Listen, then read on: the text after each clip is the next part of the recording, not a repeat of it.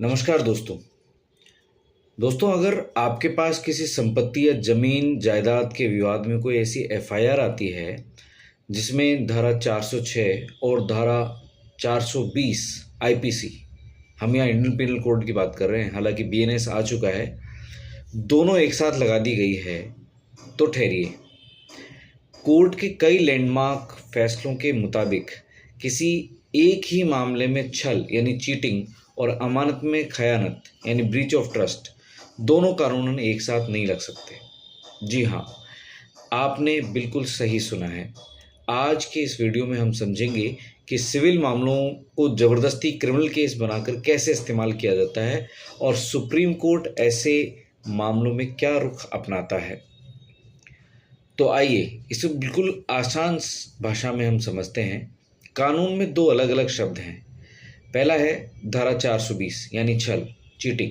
इसका मतलब है आरोपी की नीयत शुरू से ही खराब थी, उसने आपसे झूठ बोलकर, धोखा देकर संपत्ति या पैसा ऐंठ लिया। धारा 406 यानी अमानत में खयानत। यहाँ शुरुआत में नीयत साफ थी, आपने उस पर भरोसा करके कोई संपत्ति उसे अमानत के रूप में दी, लेकिन बाद में उसने नीयत बदल करके और उसे हड़प लिया। ठीक है। धारा 406 यानी अमानत में खयानत, यहाँ शुरुआत में नीयत साफ ही थी। अब आप जरा खुद सोचिए कि क्या किसी इंसान की नीयत एक ही समय पर ख़राब और शुरुआत में बहुत अच्छी हो सकती है?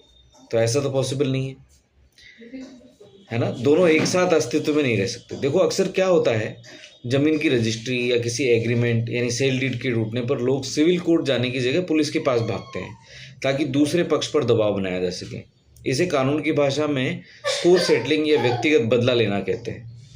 हाईकोर्ट और सुप्रीम कोर्ट ने बार बार कहा है कि अगर विवाद संविदा के उल्लंघन यानी ब्रीच ऑफ कॉन्ट्रैक्ट का है तो उसका समाधान सिविल कोर्ट में होगा। क्रिमिनल लॉ का इस्तेमाल दबाव बनाने के लिए नहीं किया जा सकता। अगर किसी एफआईआर में अपराध के प्रारंभिक तत्व यानी इंग्रेडिएंट ही साबित नहीं होते तो ऐसी एफआईआर और पूरी क्रिमिनल कार्रवाई कानूनी प्रक्रिया का दुरुपयोग है।